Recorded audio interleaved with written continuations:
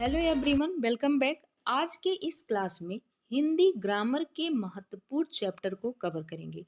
आज का हमारा महत्वपूर्ण चैप्टर है वचन। आज हम लोग हिंदी ग्रामर के महत्वपूर्ण चैप्टर वचन के बारे में पढ़ेंगे। साथ में देखेंगे वचन से संबंधित किस प्रकार के प्रश्न परीक्षाओं में पूछे जाते हैं।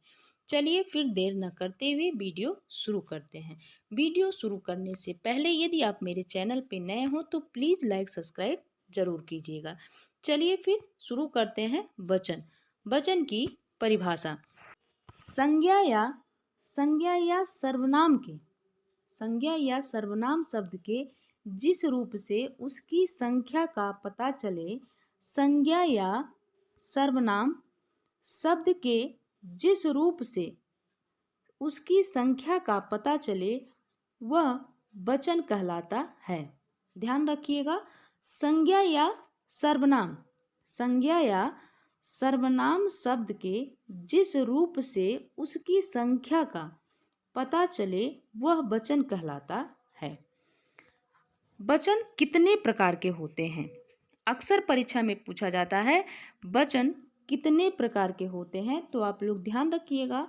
हिंदी भाषा में वचन दो प्रकार के होते हैं, एक वचन, बहुवचन।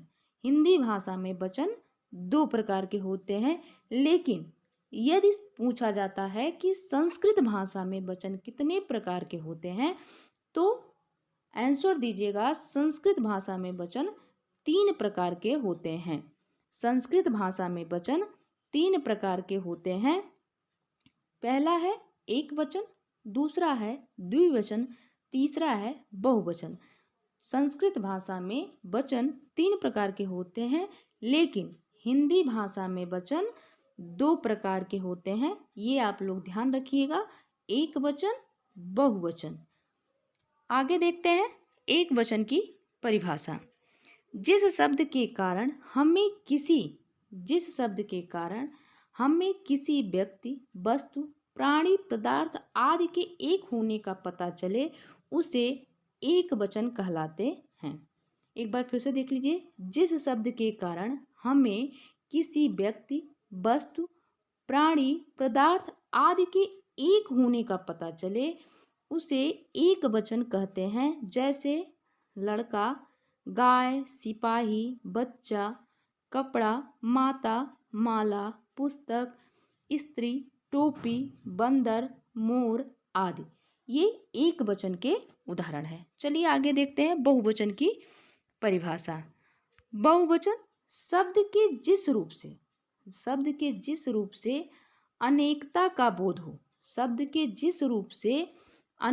का बोध हो, उसे बहुवचन कहते हैं।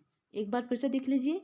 शब्द के जिस रूप से अनेकता का बोध हो उसे बहुवचन कहते हैं। जैसे लड़के, गायें, कपड़े, टोपियाँ, मालाएं, माताएं, पुस्तकें, वधुएं, गुरजन, रोटियां, स्त्रियां, लताएं, बेटे आदि। ये बहुवचन के उदाहरण है। आगे देखते हैं किस तरह से प्रश्न वचन से पूछे जाते हैं। बहुविकल्पीय प्रश्न।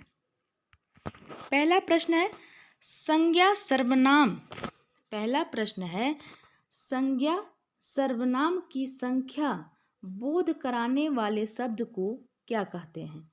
संज्ञा सर्वनाम की संख्या का बोध कराने वाले शब्द को क्या कहते हैं? तो इसका सही उत्तर होगा ऑप्शन 2, वचन। संज्ञा सर्वनाम की संख्या का बोध कराने वाले को वचन कहते हैं। आप लोग ध्यान रखिएगा कि संज्ञा सर्वनाम की संख्या का बोध कराने वाले शब्द को वचन कहते हैं। ये वचन की परिभाषा है। चलिए आगे देखते हैं दूसरा प्रश्न। वचन के भेद। वचन कितने प्रकार के होते हैं? अभी हमने आपसे बताया है कि वचन के कितने भेद होते हैं। तो हिंदी भाषा में वचन के दो भेद होते हैं, एक वचन, बहुवचन। हिंदी भाषा में वचन के दो भेद होते हैं, एक वचन और बहुवचन। संस्कृत भाषा में वचन के तीन भेद होते हैं, एक वचन, द्विवचन, बहुवचन। ये संस्कृत भाषा में होते हैं। लेकिन यदि परीक्षा में पूछा जाता है कि हिंदी भाषा में वचन के कितने भेद होते हैं, तो हिंदी भाषा में वचन के 2 भेद होते हैं।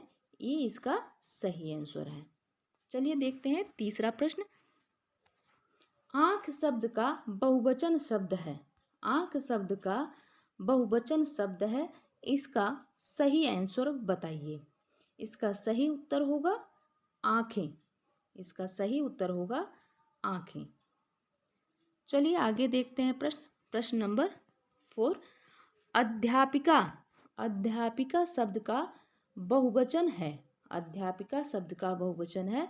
इसका सही उत्तर होगा ऑप्शन नंबर 3 अध्यापिकाएं। इसका सही उत्तर होगा ऑप्शन नंबर 3 अध्यापिकाएं।